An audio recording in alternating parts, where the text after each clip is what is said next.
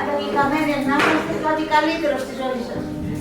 Είμαστε εδώ ουσιαστικά να συντονίζουμε και να βοηθάμε τους μαθητές στην επαφή τους με τους ηλικιωμένους και στο πώς θα κυλήσει όλη η διαδικασία και όλη η εμπειρία μεταξύ αυτής της επαφής. Αυτό που σκέφτομαι είναι μέσα στην αίθουσα κάπου. Όχι, μπράβο!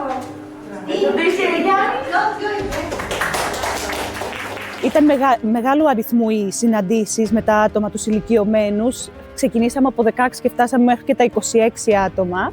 Οι μαθητές ήταν όλοι εξαιρετικοί και σε αυτή τη χρονιά και στην προηγούμενη και είναι τρομερό το πώς βλέπεις τη διαφορά από την πρώτη μέχρι και την 8η συνάντηση και φορά με τη φορά πώς έρχεται και δένουν και με τους ηλικιωμένους. Αγαπημένη στιγμή από το φετινό πρόγραμμα είναι η επαφή που είχαν τα παιδιά με τους ηλικιωμένους και το πώς έμαθαν το σιρτό και τον καλαματιανό χορό για να το δείξουν στους ηλικιωμένους και πώς τους έπεισαν να σηκωθούν, να έρχονται.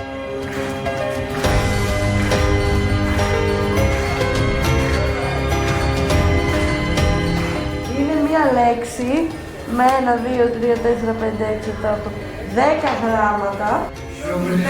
Σούβλισμα! Μπράβο!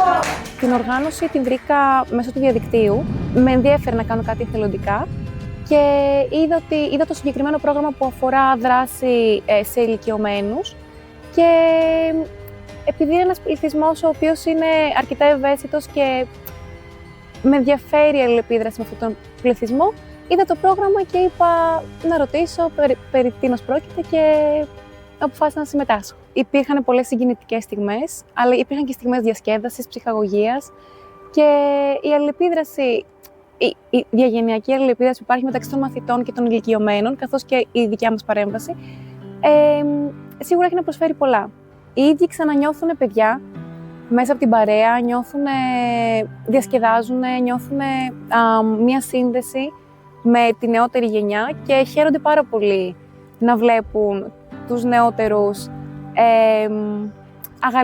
αγαλιάζει η ψυχή τους, να το πω και έτσι. Οπότε χρειαζόμουν κάτι, ήταν πάρα πολύ, όλα τα μέλη της οργάνωσης ήταν πολύ άμεση στις απαντήσεις τους.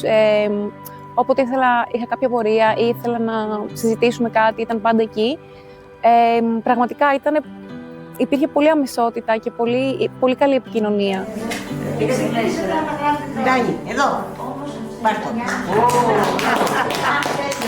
Ήταν μια πολύ ευχάριστη εμπειρία, ήταν κάτι που δεν έχω ξαναζήσει. Αυτό που θα κρατήσω είναι την επαφή με τους ανθρώπους. Μας είπαν και ότι τους δώσαμε αγάπη, οπότε πιστεύω αυτά είναι σημαντικά, να μείνουν. Είναι μια εμπειρία για να μοιραστείς πράγματα με άλλους ανθρώπους και να μάθεις κι εσύ.